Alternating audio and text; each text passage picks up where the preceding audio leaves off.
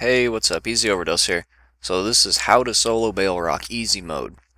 Alright, so it's as simple as act like you're going in solo on a list resort, get the 25 stacks of her buff, fly over the invisible wall, and then zerg Baleroc.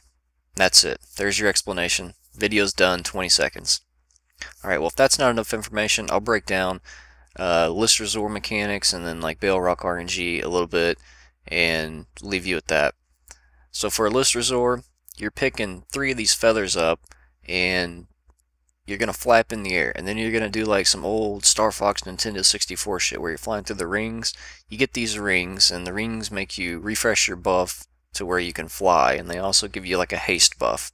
When you get 24 stacks of this, you get a crit buff. The max stacks you can get is 25. So when you're at 25, if you've got every single ring, when she's going to molt for the second time, you'll be at 25 stacks. When she molts, it's when she swoops down on the ground. She'll do a cleave and drop feathers, like if for people that aren't actually flying. So when she does this, she's going to fly back up in the air, and she's always going to be going in a clockwise circle in the map.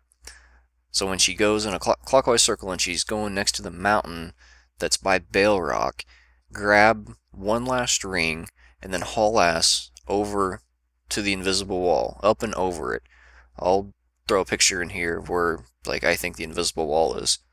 So I always fly over to like the pillar thing that's by Baleroc because that's where I'm gonna land and that's where I'm gonna actually pull the boss. So like I prefer to fly like over and then up when I get to that point instead of trying to go over the wall by the mountain, because I don't know if the mountain wall is taller or not. I haven't really experimented a whole lot with that, but you can do that on your own time. So when you get to Baleroc, make sure you've saved all your cooldowns from a list resort. You actually don't even need to DPS a list resort. All you're doing is just flying around and collecting these rings to, you know, have this buff. And you could actually not DPS a list resort, which would make it so whenever you actually flew over and landed to DPS Baleroc, all of your trinkets would be off cooldown and stuff. So you could squeeze a little bit more DPS out doing that by not DPSing a list resort. So once you land and you pull Baleroc, you need to just pop everything you got. In this video I'm using a blood DK, but I have done this as an elemental shaman. I got a video up of it if you want to check it out. Probably link it in the description. So for a blood DK, your army of dead and your ghoul is affected by your stats, and when you have like plus 200 something % haste and plus 75% crit chance, those ghouls just rip shit up. So make sure you're popping like a DPS potion, and you know, popping every cooldown you got for a DK, dancing rune weapon, army of the dead, the raised dead, DPS potion, everything that you got. Pop it and just lay waste. And you're trying to just take the biggest chunk off his health that you possibly can in the shortest amount of time, because this fight is like an RNG shitfest. If you've ever tried to do this the normal way, you'll know that if you get 2 decimation blades back to back, or even 1 decimation blade can kill you. Because when he picks decimation blade, he will swing every like 6 seconds, and if it hits you, it takes off 90% of your health, your maximum health. It's just a flat 90%, however much health you have, and you can't mitigate it with like mitigation cooldowns, like a shield wall or anything. The only thing that you can mitigate it with is like anti-magic shell. I don't know if a pally bubble works or not, but anti-magic shell does, and things like reduce damage taken by 20%, 50% do not. So he will hit you with this spell 3 times, and his swing timer is like 6 seconds. When he hits you, he puts a debuff on you that lasts for like 4 or 5 seconds that reduces all healing by like 90 or 99%. So basically it takes you down to 10% health and then makes it so you can't heal up. And then you have basically a 1 second window to heal up in between these swings. So in this video that you're watching, I actually got hit by 2 of them. I used anti-magic shell on the first one. It took me down to half health.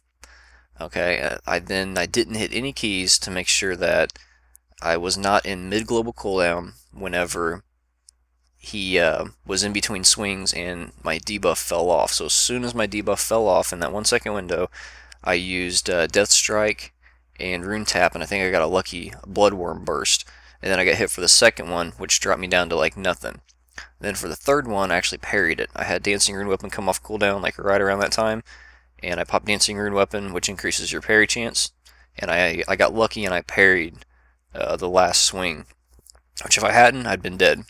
So there is a little bit of luck involved, a little bit of RNG involved, but doing it this way eliminates a lot of RNG because you only have to deal with him choosing weapons like 2, maybe 3 times.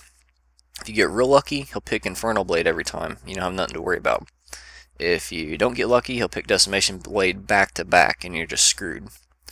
So, but it's obviously this is an easier way to do it than doing it without the buff. You do it without the buff, you got a 5-minute fight on your hands, and shit can go wrong at the last minute. Trust me, I've been there, I've done that. But after you kill him, you can actually, if a List Resort didn't reset, I've seen it reset and not reset. If a List Resort didn't reset, you can actually walk in between the trash and walk back over to a List Resort's room and wait for her to molt, and then pick the feathers back up and then just continue killing her. And after you kill Baleroc, all of your cooldowns reset, so then you got Army of the Dead off cooldown, and your Ghoul's off cooldown, your Dancing Rune Weapon's off cooldown, and Power Rune Weapon, all your stuff's off cooldown. So then when she lands and she's taking the extra damage, you can just pop everything and, you know, melt her. So that's the strategy. Hope you enjoyed the video. I'm going to leave the unedited footage of me doing this start to finish right here. So if you don't care to see that, thanks for watching, and peace.